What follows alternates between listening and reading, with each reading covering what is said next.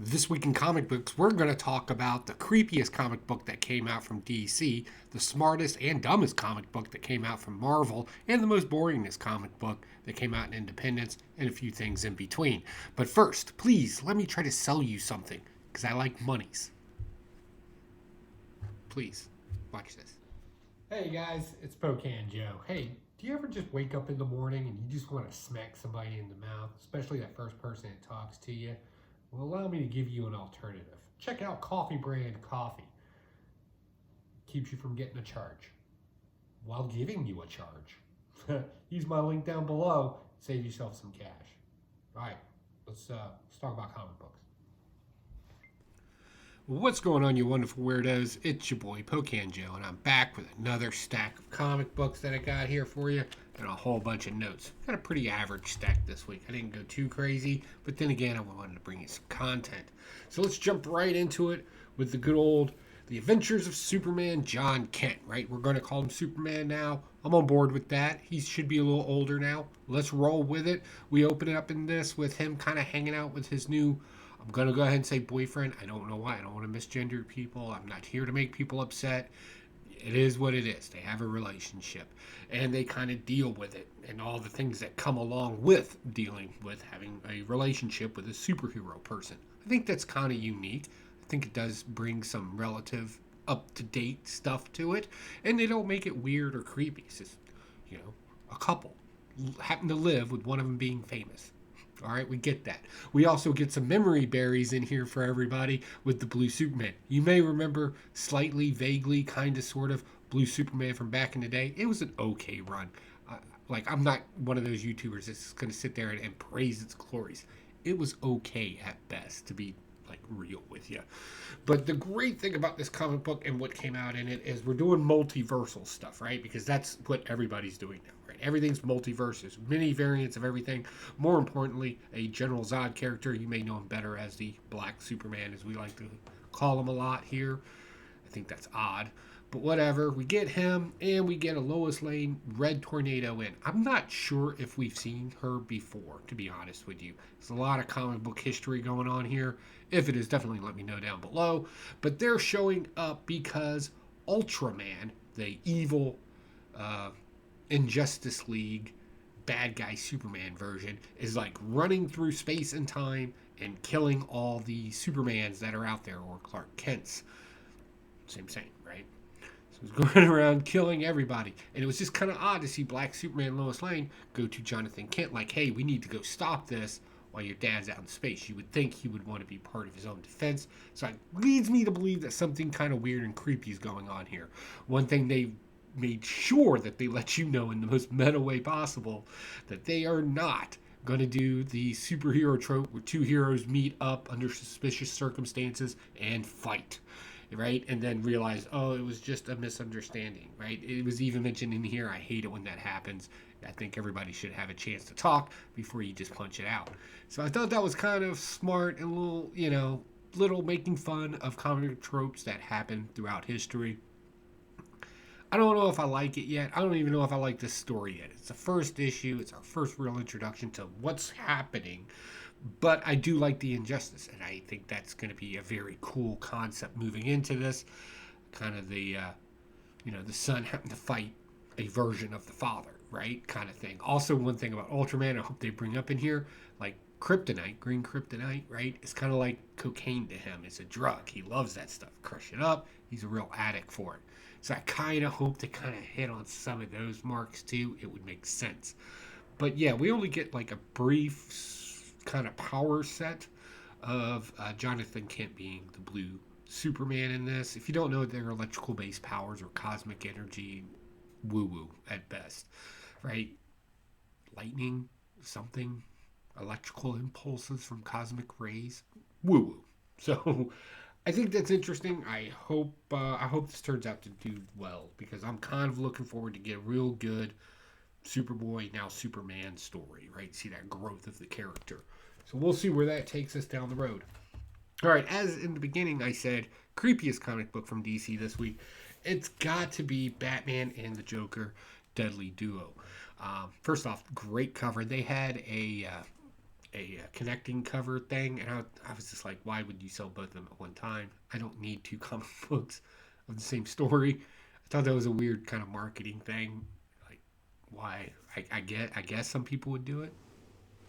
I don't know. Would you? Did you? Let me know. But ultimately, what we get in here is we pick up right from the last issue where we had the wedding, right? And it was like a Joker and Batman battle, and the cops kind of interfered, which ended up in the death of like almost the entire wedding party in this. So what we find out is that Dad, the father of the bride, was kind of like super duper science guy and built a synthetic cell that could regenerate and grow the soldier, but in some cases it created these monsters. Hence the monsters that we kept getting in here, kind of mixed up as a Joker type of thing. Clash the two together, send it out to the wild, it becomes a murderous, man killing thing. We'll go that route. But as we go through this even more, we find out who our big behind the scenes villain is. And I was betting on the father, and I was wrong. It's actually the daughter that supposedly died in the wedding. And that is some real soap opera stuff there. She's back. Right? So, and the way they did her up in here, super creepy. I'm really digging how they do this stuff in the background, in the back of it, kind of the concept art. Super creepy character. The wedding was full of just nothing but dead bodies and skeletons because she wants to relive the happiest day of her life and how it actually turned into the most horrific day of her life. Good stuff. I dig that. Like, I'm not even kidding. I thought it was, I think this is just greatly written up. If I had any complaints about it, I'm not a huge fan of the normal art in it. I thought this would have done better just in black and white to keep the creepy vibe going with it that they do with the concept sketches in the back. But that is like the most mildest criticism I could possibly give this comic book. It still hits. And we're only on issue, I want to say, 5. We're only on issue 5. So not too late. I'm sure your comic book store still has a few. I don't see this like being a big spec book or anything like that. So it should be pretty easy to find. So if you enjoy reading creepy stories with Batman and Joker teaming up in their most awkward way possible. Also, Joker gets a Batman type suit in here, or a suit made for him by Batman. It's weird. It's tight too. Oh my god, it's so tight. Like you can see everything. Twigs, berries, and nest. Anyway. So those were the only DCs I got this week. So we're going to jump right into Marvel. So Predator, I like this. This is just fun. And that's the whole point of it. I remember as a kid making G.I. Joes fight Transformers, fight Voltron figures, right? You had this kind of mesh up of characters kind of fighting it out. And this comic book kind of brings you back to that as we take people, soldiers, warriors, whatever the case may be, from different points of time, past, present, and future. And we kidnap them, cryo sleep them or something. And then we throw them on a planet with a bunch of other things that predators like to hunt and sharpen their skills on. And we release everybody and we go hunting. That is the synopsis of this story. And it amazes me how the writer knew that, human beings, we're very much drawn to work together in type of crisis and things along those lines, and how quickly everybody kind of teams up and kind of figures out who can do what, who is what, and very quickly they start finding out this guy's from the 1980s, this cat's from like 2065, something weird's going on here. So they kind of piece it together and then they move forward. And of course, in the group, there is somebody that has dealt with these particular predators before. So that's really cool too. I'm really digging the predator that they're kind of highlighting in here with the kind of bent mask and the scrape. This is fun. It's just a fun read. And it's interesting watching the different ways a predator will actually disembowel or even kill somebody. And then you add the other alien monster elements into it, these kind of wild beasts as well. And then, soldiers trying to do soldier stuff at the same time and how it can actually come apart. It's very reminiscent of guerrilla tactics is the best way to put this. A unit trying to fight locals in a guerrilla environment. Right? It's like you have to reprogram and restructure.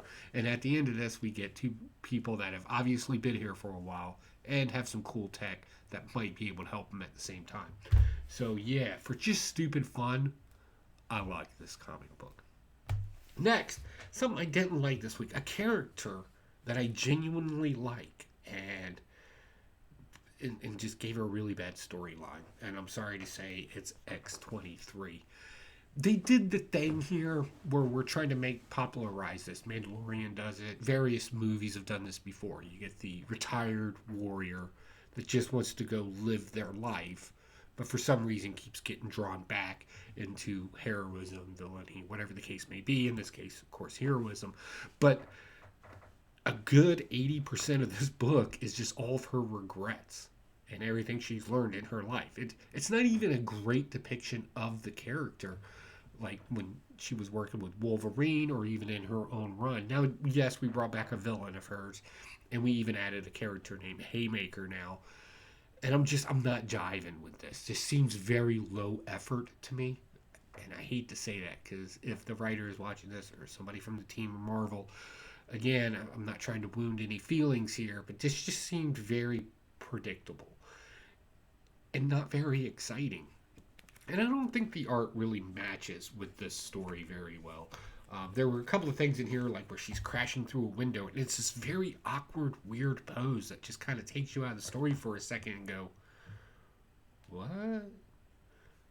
Right? So, yeah, I don't know.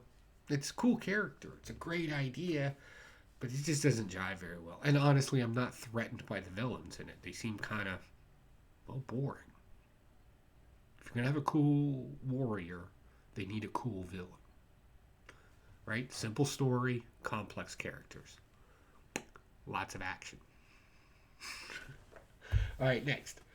All right, so Ryan North has been writing Fantastic Four. So I'm going to go ahead and say that he's probably the smartest writer out there right now. I know a lot of people are going to be like, oh, Tom King or Tinnen or whatever, somebody associated with three-letter agencies. I'm going to tell you that it's actually this guy, the guy writing this right now. So in this, we're up to issue 5 in this, and we really let our nerd math stuff fly in this. And it gets crazy. And we bring back some cool characters, the Salem 7. If you're not familiar with them, they made their appearance a long time ago. It doesn't matter. This isn't a spec channel. It's just us talking about comic books. So they kind of show up, start a little bit of a boogaloo with the Fantastic Four. Fantastic Four fights it, and then all of a sudden we get real nerd stuff going on in here. We start talking about dimensions, both the portal thing that you travel through other worlds and shapes. And this is very important because an eighth dimensional object generally looks like this, which is depicted in the comic book, which made it beautiful. And the whole concept of Reed Richards having to wrap his mind around something in 8 dimensions and our own 3-dimensional preference of the way we can look at things is actually extremely complicated. And I love the way they described it in here, especially when you had to shape into the shape in order to fix a biological problem. Now, I know that's a lot of nerd talk real quick, so think of it this way. If something minor happens to you, it's usually because something major is happening around you. You tracking so far? So in this, what happened is they traveled to the 8th dimension and it kind of moved all their bacteria around and shifted things within the bacteria of their stomach, making eating a problem. Right? I love it. It's so great and it's so on point because major things, yes, in the immediate vicinity can create major problems, but it's usually in the aspect of what most people don't realize. So, like a volcano exploding. Yes, on Pompeii, that was a problem very fast, but the worldwide effects of it still affected it and still made it a big deal. And I think they did a great job kind of showing how that kind of stuff can happen. Also, more importantly, the whole cleansing of thing in this. So they come back, and the concern now is biological contamination in whatever is in this other dimension, right? So they immediately set rock on fire, right, to burn everything away. But haha, life always finds a way, and some gets through anyway. I just loved this concept. I love the way this worked out. I love the way this was explained. I can literally take this comic book and go do a whole another 10-minute episode on just this alone, talking about shapes and geometry. And not woo woo sacred geometry, but like legit geometry and how this was relevant to it. It's brilliant. Brilliant. Kudos to you, sir. All right, moving on. Speaking of memory pills, I've been a fan of this so far. We're only in issue 2, but we got Silver Surfer Ghostlight. So we bring back Al Harper, character from a long time ago, died abruptly in his side of his comic book. He comes back. He's been in Lab World, and Lab World is run by the Stranger, and the Stranger is slowly losing his mind. He's going insane and kind of tyrannical at the same time. So Al Harper escapes back into our world. This resurrects him thanks to the beam that his niece and nephew turned on. Great. And then, as an added twist to it, there's a good chance that the kids now have superpowers because of nanobot technology, I'm sure. And now they're going to be a player in it too, which also means our villain will be coming into our world to take back what he believes is him, which is Al Harper. And I don't know if you all know this, but owning people is bad. You're not allowed to do that. So yeah, and Silver Surfer is going to step up, and there's going to be a little bit of a boogaloo there. I'm on board with this. We are seeing the origin and birth of a new superhero. I'm on point with that. Next, we got Moon Knight. I've been consistently reading this, and I absolutely love it. Moon Knight's two assistants, Soldier, that's just what they call them, and Reese are both vampires. And you know what? Vampires need to go out too. So they down some donated blood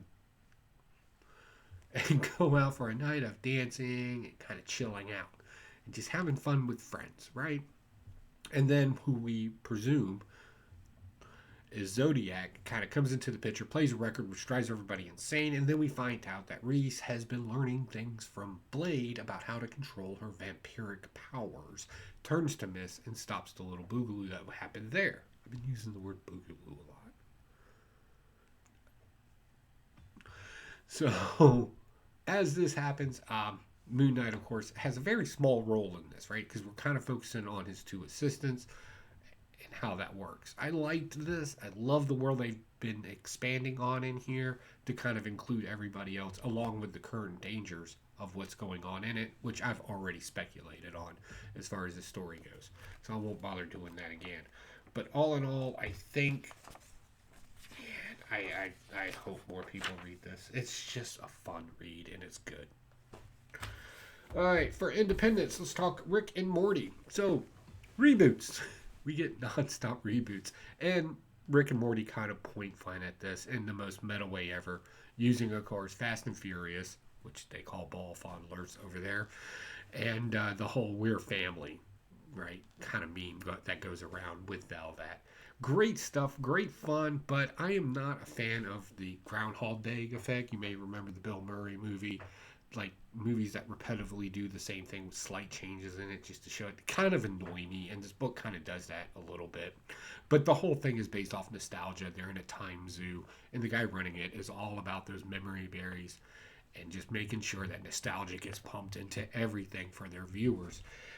Even to the point where some of the tourists coming into there to watch Rick and Morty and the family even says, say the line, which was funny. Last but not least, Arc. So, first off, you get a thick book, right? And it's probably well worth the price. I don't even know how much I paid for this. And it's for a good cause, right? They're bringing awareness to the ivory trade and the poachers and everything to it. And my heart can go to that kind of stuff. But our character here does too much.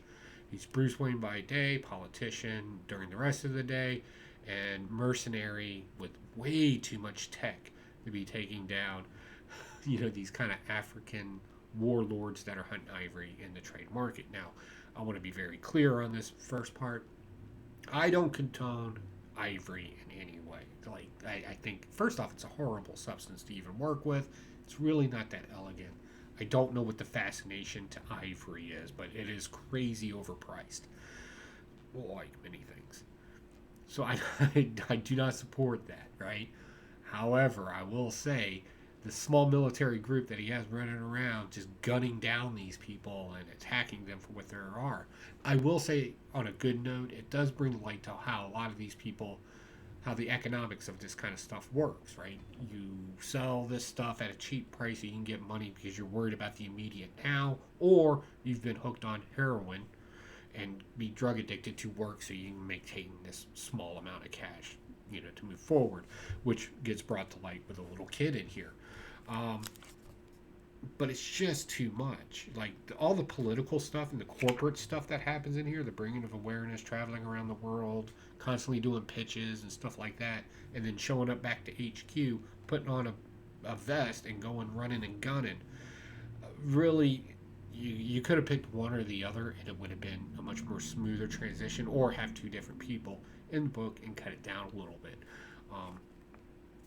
Because it was a bit much. But at the end, the team runs into a little bit of a scuffle, and we got to fix it. The truth is, I'm not going to be picking up too much more of this, even though I do support the stopping of the ivory trade. I don't think that's important, and I'm a guy who loves materials. Like I love taking things and making things out of it, but ivory is one of those things. The reward's not worth the cost at that point.